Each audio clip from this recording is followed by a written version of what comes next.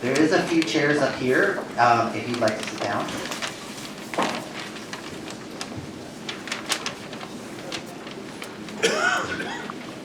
Okay, question 3. What steps is your party going to take to increase employment and business in Canada, given that small businesses are 70.5% of the population?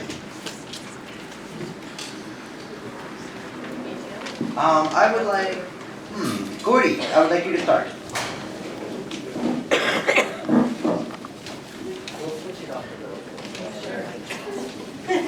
Okay, thank you.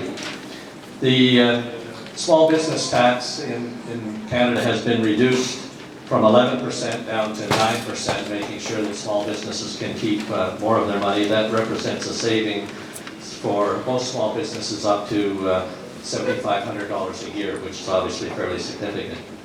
With respect to the employment, Canada currently has the lowest unemployment rate we've had in over 40 years.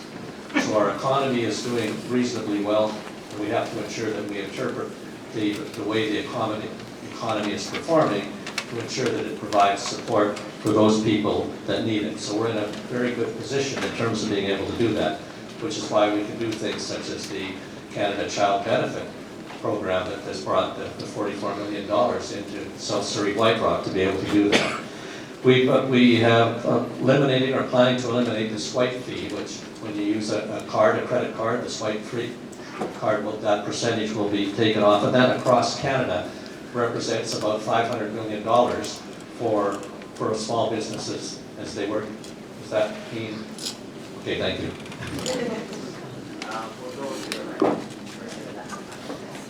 Your left or my right? Me next.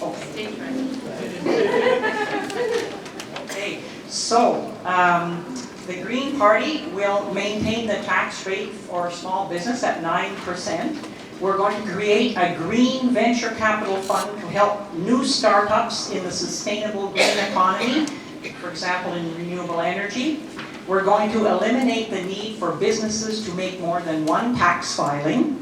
We're going to review all new laws and regulations to study their impact on small business, make changes if necessary. We're going to create an environmental and community service corps and give municipalities $1 billion a year to hire young people to work on environmental projects and on care projects. We're going to create community support services to provide in-home care to seniors so they can age with dignity in their homes. We're going to fund First Nation communities for stewardship programs to protect their water, soils, lands, and forests. And we're going to fund the retrofitting of residential, commercial, and institutional buildings, creating 4 million new jobs in the trades. And there's more.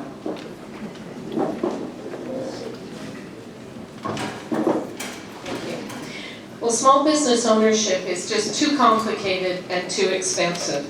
Canada's Conservatives will repeal all tax increases on small business and significantly roll back regulations or red tape that makes life more difficult for those trying to make a living and grow their business.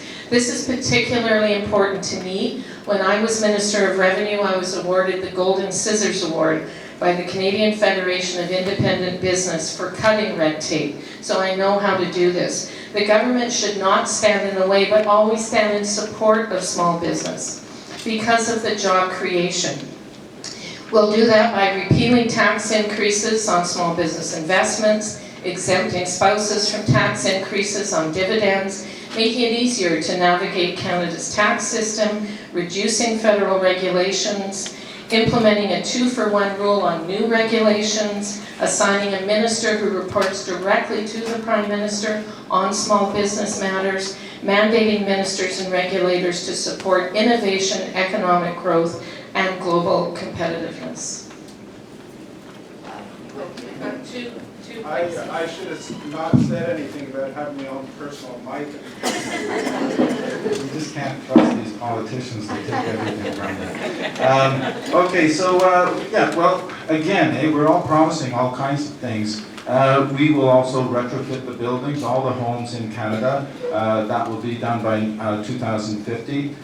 We are also, well, we concentrate on workers, right? We concentrate on the work that has to be done. And it's going to take a heck of a lot of work to transition from a fossil fuel-based economy to a green economy. A lot of work. That means that we have to have our unions on side.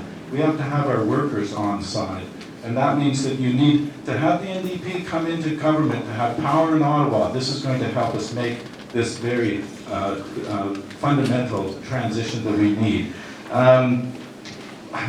We are also going to review the charges that companies charge merchants for using credit cards. We think it's really out of line with what the service actually is, the convenience of that.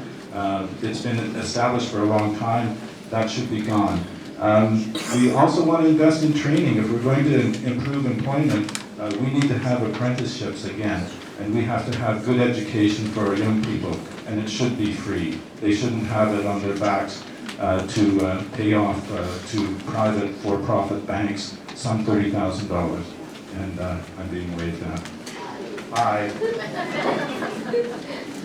All right, so yeah, exactly what Stephen said about promises. A lot of governments like to promise a lot of things. What drew me actually to the People's Party of Canada was the fact that we were implementing policy. So policy is different than promises, and what we will actually do if we're elected. You can find all of our policy on our website, actually. It's all laid out there for everybody to see. We're not hiding behind any special interest groups or polling data. It's all there. What are we going to do for small business? Again, cutting taxes. There's one thing in Canada called interprovincial trade barriers. So these are taxes that are across our own provinces.